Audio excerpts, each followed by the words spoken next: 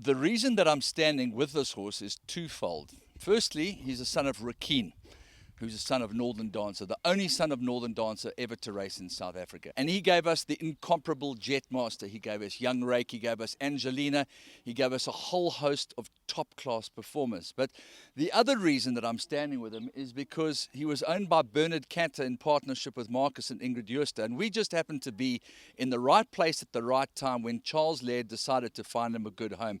And we are extremely blessed to have this horse who ran 14 times. He didn't earn a stake check, but he's turned out to be a fantastic addition to the string in terms of being a show jumper and in terms of being a very beautiful soul indeed. So we'd like to now draw your attention to a horse called Young Rake, who was one of Bernard Kantor's best progeny of Rakeen. He won under top weight, Waishong Mowing for David Ferraris. It was a spectacular performance.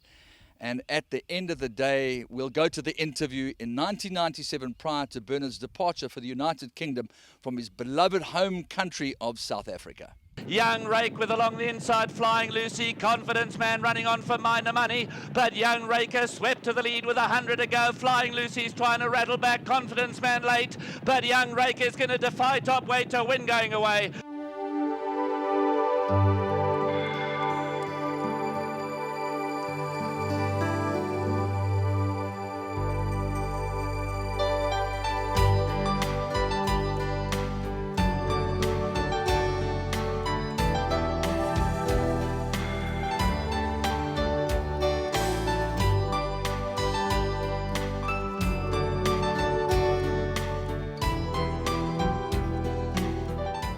I'll bet that many of you ardent horse racing lovers have oft asked the question, perhaps even of yourselves, why am I actually involved in the sport? Why are they involved in a sport that unquestionably has more imponderables, variables and unanswered questions than any other sport on the planet? Well, there are many reasons for that, possibly too many to enumerate. But there is one man who has an unadulterated passion for the sport. A man called Bernard Kantor, who as a result has become a patron of our incredible sport, blessed with so much joy and entertainment. We caught up with him to ask him how he got hooked on horse racing. Andrew, that's a very difficult question. I think one is either born with a love of the animal or can't understand what that love is. I happily fall into that category that just loves the animal. If my horses never ran, actually wouldn't worry me. I love the breeding side of it. I think it's fascinating to take a filly who turns out to be, who retires and you turn her into a broodmare, and look at the various selections of stallions around and see what ultimately comes out and follow the horse and its development. And if you're privileged enough to own it, once it goes onto the sales or be in a position to buy it back, watch its career and try and learn something from what you did right or wrong. I speak to many leading breeders in the country. I mean, Chris Saunders has been incredibly, his knowledge is just absolutely incredible. I mean, for me to achieve that knowledge is going to take about 20 years. So I guess that I've got to leave it to the professionals. Lionel speaks to me often, Lionel Cohen at Odessa. One's just got to rely on their judgment, and in the death, I hope that they're right. Bernard, if you don't mind interrupting for a second, right, let's go back to the very beginning. Carl Ebb was your first trainer, wasn't he? Yeah, Carl was interesting. In fact, my younger brother, who now lives in London, introduced me to this wonderful game, and at that point in time, he had met Carl at a party, and I didn't understand what racing was about. But he left me, when he went, he left me with an animal called Sudden Gold. And I think that's when I got smitten. He was a lovely animal.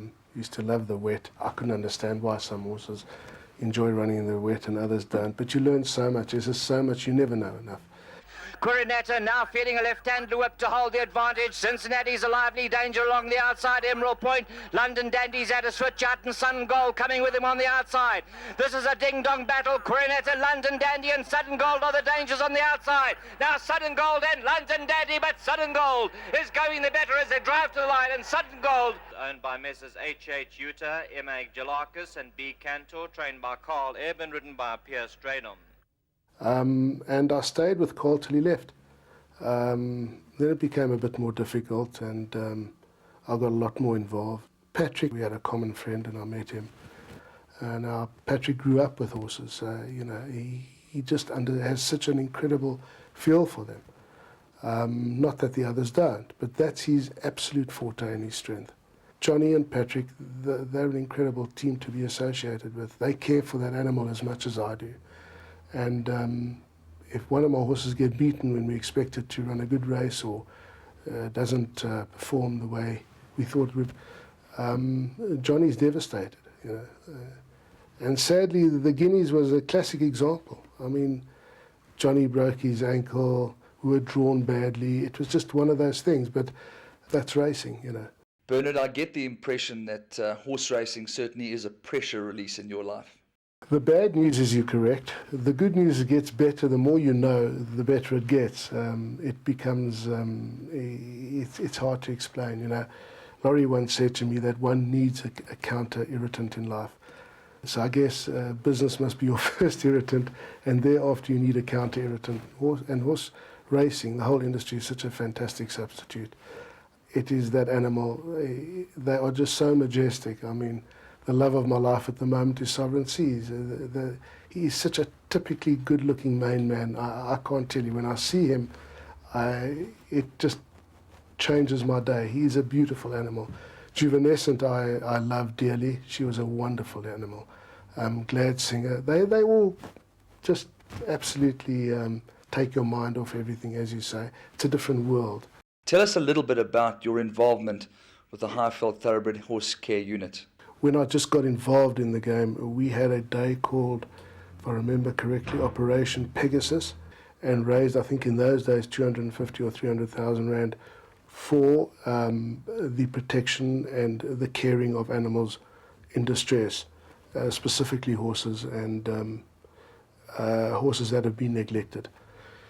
That was difficult, I can tell you. To get the various clubs to cooperate was a nightmare. But from that day on, I've tried to remind people that racing is not just about the race day. There's a whole commitment and responsibility that goes with owning a horse. And I think so many of us tend to forget that those animals, as you say, have provided a huge amount of entertainment. And you would be devastated to see what happens to some of our wonderful horses. And for that reason, I've developed a relationship with Bev and her team at the Highveld Horse Care Unit, and they just do an amazing job. I could not do what they do. To go and pick up horses that have been half bludgeoned to death somewhere or other, I can't do.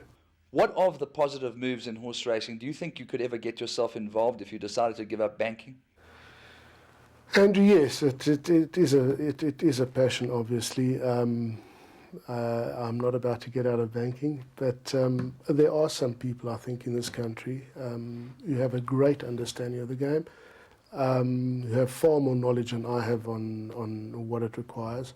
I just think it needs the industry to wake up, and I think the privatisation process that we're going through in Gauteng could be the kickstart to what is needed.